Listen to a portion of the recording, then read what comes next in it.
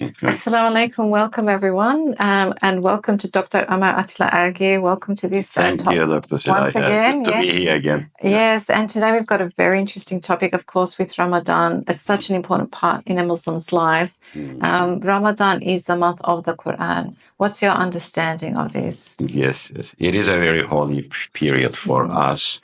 A period of purification, we should say, rehabilitation. It contains many different aspects, but like you said, the most significant aspect is probably it's the month of the Quran.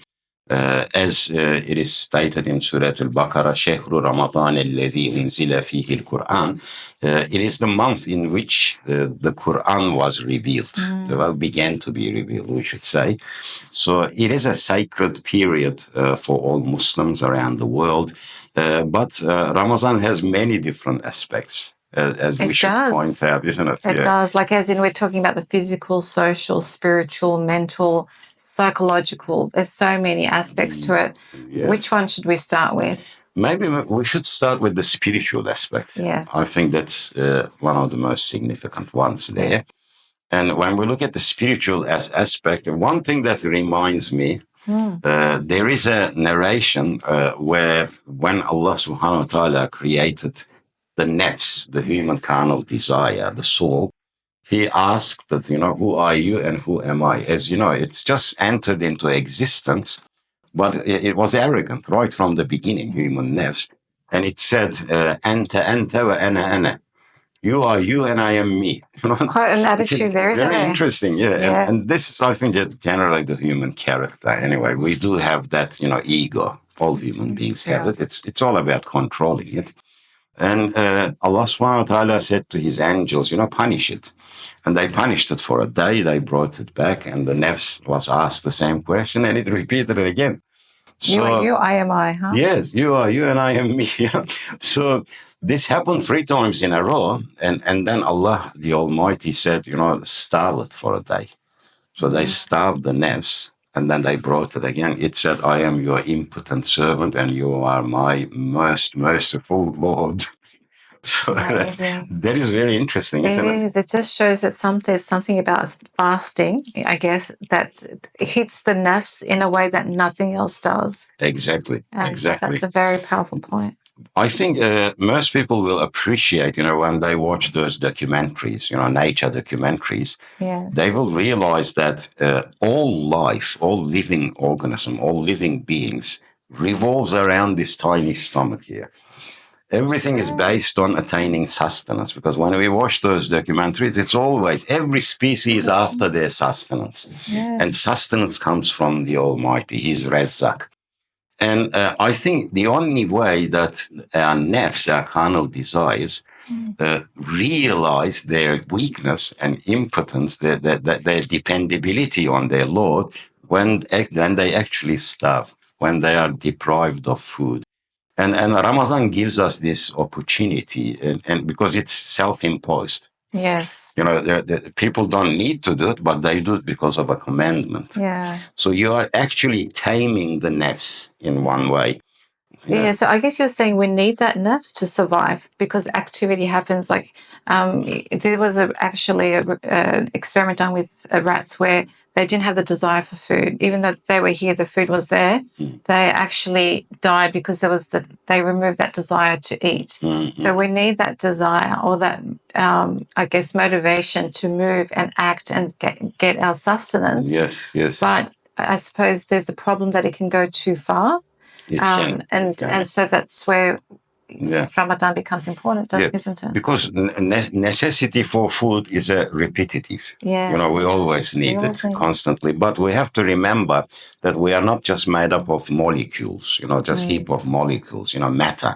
We have this spiritual side. We have this soul. And soul has its requirements as well. And it requires that some sort of a connection with the Lord. Yes. And it can only be achieved through worship. As one famous scholar says, God cannot be known through theoretical knowledge, which is called nazariya. He can only be known through ubudiyya, which is worship. And I think Ramadan period is the perfect example for this. And another unique thing about fasting is this, why it's so spiritual.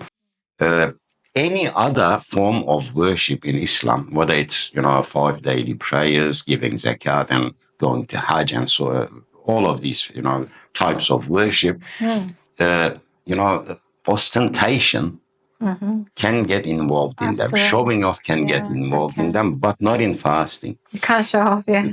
I don't think anybody will go through the entire day, especially in long summer days, without food, water, all of these things just to show off. Yeah. So it is quite sincere. That is why when angels, at the end of the day, at iftar time, when angels, put down all the rewards, hasanas, they didn't know what to put down. According to the narrative, they go, what should we write? Ya Rabbi. And Allah subhanahu wa ta'ala said, leave that blank. I will personally reward myself. So it's unique. It is. And there's a hadith where it says for a fasting person, there are two surprises, two joys. One is when you're about to break a fast, and we've all been there, when you, the last few seconds or minutes, and you're just the joy of having that sip of water and the reward they're going to get in the afterlife for that fasting. So what you said reminded me of that. There's going to be this pleasant surprise with this reward that we're going to get. That reminds me of something else, in regards to spiritual aspect. I heard this from somebody some years ago. One tribal chief, famous tribal chief, one day he wanted to advise his son, young son, and he sat him next to him and he said, son, I have these two wolves inside of me. Oh. One is the bad wolf, the other one is the good wolf. They are constantly fighting, And the son said, oh, father, but which one will win? He said, the one you feed. Okay. The one you feed. So we have these two aspects to us. That's right. One is the satanic side, our nafs or nafs al-amwara, I should say. It doesn't like, being, told what to do. That's how nafs is. It assumes some sort of lordship in itself throughout the year, having whatever it wants, doing whatever it, decides. When Ramadan comes, you actually start starving it. It realizes I'm not really the Lord. I'm just a servant, a mere servant. So there is that aspect to fasting as well. I think. It is, it's very humbling in that it's a reality check, as you said, because we just sometimes it's the nafs thinks I'm invincible. I can do what I want, how I want, when I want. And all of a sudden it's like, oh my, I can't go a whole day without food and water, without feeling its impact. I am truly a weak being. It's a very humbling experience. Isn't it? It is. And of course, these are all good points in regards to that. But there is another aspect as well. There's so many aspects, as I said. Another aspect is like when Muslims fast during Ramadan, we know that in Islamic theology, angels do not eat, they don't drink, they don't multiply, they don't have genders. Now, during Ramadan, we are actually trying to become like angelic beings. So we're trying to emulate them. And this is not all, just limited to refraining from, drinking water and other marital relations, but it's also refraining from everything because we do not just fast. This is the requirement, really, with our stomachs. But we are supposed to fast with our eyes, with our hands, with our feet, all over our organs. And that is why scholars say there are 3 levels to fasting. The layman fasts only by refraining from food and water and drinks, things like that. But higher scholars, they refrain from, backbiting, talking behind people's back, breaking hearts. Listening to things they shouldn't, Gibet, disputes and all of these things. That's a higher level. But there is a 3rd level too where they fast with their hearts as well. Even, any type of salacious thoughts don't go through their minds. That's a very unique way of fasting as well. Yeah, it's just, imagine that, but it's very powerful, but clearly some people can do it. I like your point that, it's like we're tapping into the angelic side of us because you're doing things that the angels, or you're not doing things that the angels don't do, basically like eating, drinking, and so forth. So that's, and you feel that, don't you? Like during Ramadan, initially it's struggle, Yes. Because the nafs is struggling. So, that were two wolves. You're reminding me of that you now. do feel it, though. Yeah, You with do the two feel it. wolves. Yeah, like One's you like, said. feed me, and the other one's like, no, don't feed it. We're going to be fine. There's that inner struggle, but eventually, the spiritual. But there's something beautiful about fasting, isn't it? Yeah, it is a unique type of worship. Of course, there is another point there which I should make is with every type of worship, although we don't do worship for certain benefits to ourselves, but there is always a benefit there as well. Like with fasting, we know that it's a form of detoxification. It purifies the system. It burns out all the fat in a person's body if it's done properly. Scholar Bediüzzaman said, resembles it to a factory that works throughout the year. All the machinery is working, But at the end of the year, they have this few weeks period where they stop all the machinery. There's a holiday. People go to their holidays, vacations, and they go through maintenance. The system gets cleaned up so it can work more efficiently afterwards. And fasting does this too. And we know that it is common to all religions, in particular monotheistic religions. Christians have the Lent period, Jews have the Day of Atonement, Yom Kippur. So it is a common thing with religions, fasting. And it's what makes us, different to the rest of the species as well. It is. Because the others won't do that. They won't do it. And linked to what you're mentioning, the self-discipline aspect that comes into it, it's linked to the nafs as well, because nafs and self-discipline. But it really, one thing I realized when we're fasting is it makes us realize how much we can have self-discipline, how capable we are. Yes. Also, have you heard of the marshmallow experiment? No, I don't know. So they have 3-year-olds, say preschoolers, they put a marshmallow in front of them and they say, if you don't eat that in 5 minutes, they leave the room. If you don't eat it, we'll give you another marshmallow. We'll reward you. Okay. Yes. And so some they look at it, some of it smell it, sniff it, some of them lick it. Some of it eat, some of them eat it. But what's interesting is then they follow these children, and those who didn't eat it, the marshmallow, they end up becoming more successful in life. They're shown to have more success in life. Makes sense. Because when they're a child, I think it's more of an impulse. They act upon impulses. As the brain develops, we start thinking more logically. Not everyone, but that's the general trend, because that's how human beings are designed. Like you say, self-discipline is also, like self-control. Yes. And that's successful life. I think that's a very good. And Ramadan, every year we have that opportunity to sharpen that self-discipline. Yes. And I do think it's a period of rehabilitation as well. Yes. Like anger management, for example, because the Prophet ﷺ says, Allah does not need your starving, It is for you. So you can self-discipline, you can improve yourself. And Ramadan is like a period of resolutions as well. How people have New Year's resolution. This is a whole month where you put yourself through this rehabilitation and you have this objective that at the end of Ramadan, I will become a better person, more patient, more intelligent, making decisions rationally. So you try to change yourself, psychologically as well. And I think it affects human psychology as well. And like I said, it has many aspects. There is a social aspect. There is an empathy aspect too. Oh, that's big as well. I think that's very important because I know that we all, sometimes when we are watching a commercial or something that comes up on our media, they show these, children, like, let us say, from Africa or, less fortunate nations. They are starving, they difficulty finding food. We feel pity. That's human nature. Everyone feels pity. But pity does not entail action, usually. Very rarely it happens.